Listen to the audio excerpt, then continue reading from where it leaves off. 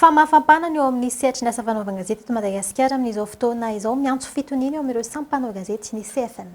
Mety hiteraka voka dratsy eto amin'ny firenena raha toka misy fikorontana ny mpanao gazety sy ny asa fanaovan-gazety.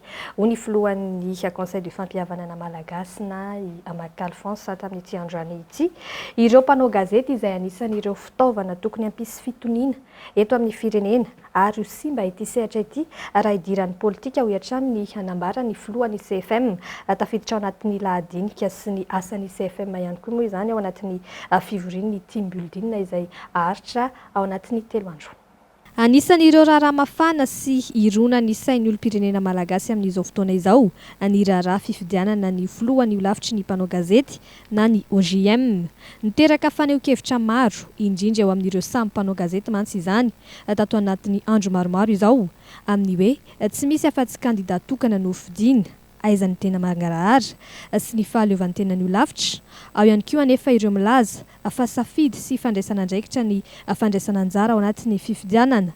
Ery lehibe sy anisan'ireo fitaovana hampisy fitoniana eto amin'ny firenena ny asa fanaovan-gazety ka mety hiteraka voka-dratsy maro ny sy ny mikorontana eo amin'ity sehatra ity.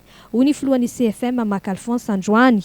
Ho simba ihany koa ny tontolony asa fanaovan-gazety raha lasa idiran'ny politika ho hatrany ny fanazavana.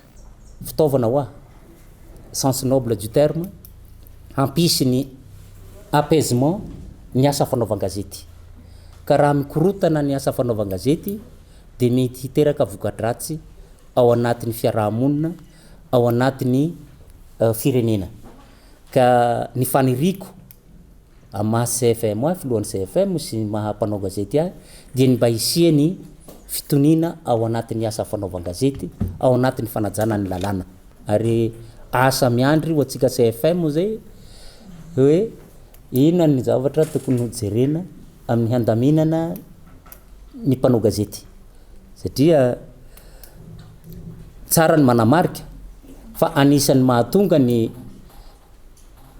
disadisa amin'ny asa fanaovan-gazety dia ny